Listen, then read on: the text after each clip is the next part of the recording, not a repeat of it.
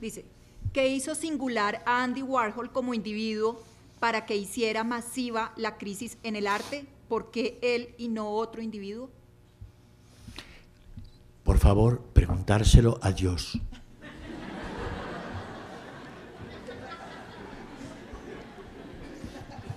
Bueno, entonces voy con unas preguntas de Popayán. ¿Cómo se da el fenómeno de arte popular en América Latina? Y el orinal, firmado como obra, el orinal, podría ser considerado como pop art, siendo este un objeto de masas creado en Estados Unidos. ¿Cómo se da el fenómeno? Ustedes comprenderán que lo único que diría es lo siguiente, que creo que nos podría servir. Esa pregunta me recuerda un capítulo de Culturas Híbridas de Néstor García Cancrini, donde él tuvo la osadía de hacerse cargo de lo siguiente. En América Latina, cuando empezó a haber artistas, establecieron una ruptura radical con los artesanos. Con los artesanos que habían hecho el arte barroco, la música barroca. Y Néstor García Cancrini se pregunta ahí, ¿cómo es posible que en un continente de masas de artesanos, de millones de artesanos, y un ejemplo, dos ejemplos, la rebelión que hubo en Argentina durante el tiempo de Perón, cuando un jurado dio el Premio Nacional de Literatura a una radionovela. Dos, segundo caso, Perú, años 70, un militar en el poder, Alvarado, ¿cómo se llamaba?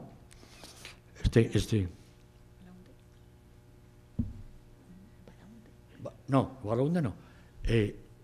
Me falta la primera palabra. Algo Alvarado. Dieron el Premio Nacional de Plástica a un artesano de la sierra que hacía retablitos. Se cierran con dos puerticas. La mayor cantidad de rechazo produjo de artistas pertenecientes al Partido Comunista.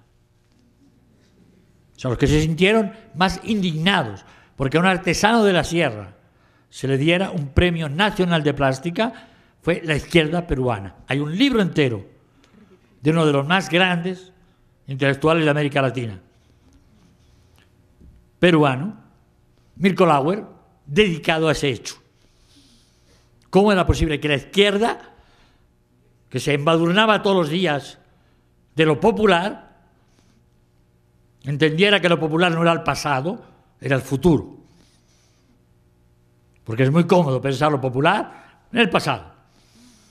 Y yo lo he dicho muchas veces, y perdónenme todos los antropólogos que hay aquí, y antropólogas, pero los nostálgicos son los antropólogos, no los indígenas.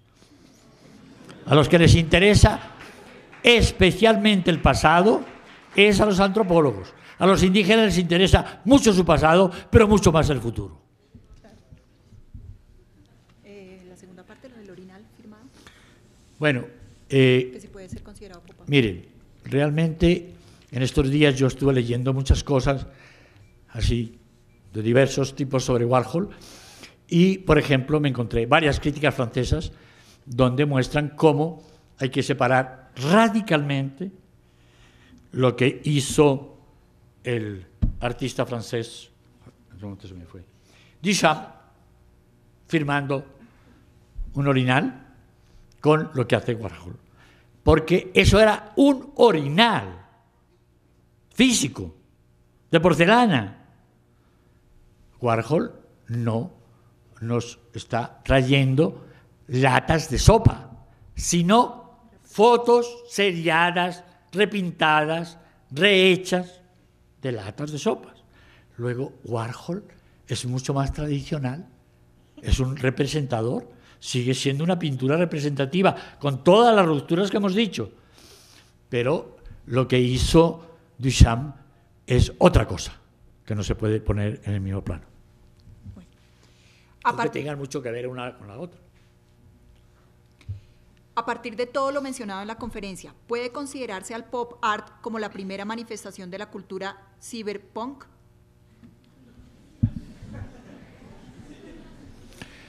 Creo que realmente Warhol tenía muy poco de punk. Bueno, en la actualidad, ¿cómo esta nueva experiencia estética es capitalizada por la publicidad? Sin duda alguna. Sin duda alguna, Warhol aprendió montones de los genios de la publicidad, y la publicidad y sus genios aprendió de Warhol para ir mucho más lejos de donde estaba la publicidad cuando vivía Warhol y trabajaba Warhol. ¿Qué entiende por representación y qué diferencia hay con la remisión? ¿Qué entiende por la remisión al revés? ¿Y qué diferencia hay con la representación? No, yo pienso que hoy en la sociedad tenemos claramente, y de una vez voy a hacer propaganda, el viernes por la noche empieza en la Universidad Nacional un gran encuentro hemisférico norte-sur de performance y política, que además los colombianos de la Nacional han puesto un título precioso: Ciudadanías en Escena. Y bien, yo creo que una cosa es, otra vez, lo que hizo Duchamp, que tiene mucho más que ver con un performance, y por tanto, en el performance, como en la intervención estética hoy, el contexto es clave. O sea, para los que no se hayan metido un poco por ahí, les cuento rapidísimo. Performance viene de la lingüística, de los filósofos que empezaron a estudiar lo que se llama la pragmática, no la sintaxis, ni la fonética, ni la sintaxis, ni la semántica, sino la pragmática. Y descubrieron que en el lenguaje hay contextos en los que decir una cosa es hacerla. Por ejemplo, sea civil o religiosa la ceremonia, cuando alguien dice que yo te recibo como esposo, yo te recibo como esposa, eso no es una frase, eso es de alguna manera un acontecimiento y un contrato, que tiene después su resultado jurídico, etcétera, etcétera, etcétera. Es decir, aquello que Austin nos enseñó, hay muchas veces en que decir es hacer. En ese sentido, yo diría que la diferencia va de este lado. La representación tendría que ver con el lenguaje ordinario en su papel, de alguna manera, terminado. O sea, lo dicho tiene que ver con la indicación, no con la acción.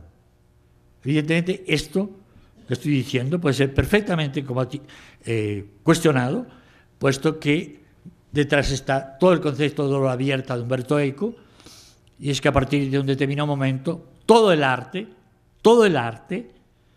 dejó de ser terminado cuando puso la firma del artista, porque los espectadores continúan haciéndolo, cuando lo ven, cuando lo oyen, cuando lo leen.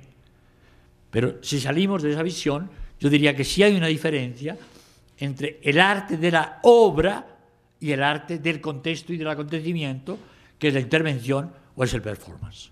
Está ligado a un contexto y ligado a un cierto acontecimiento.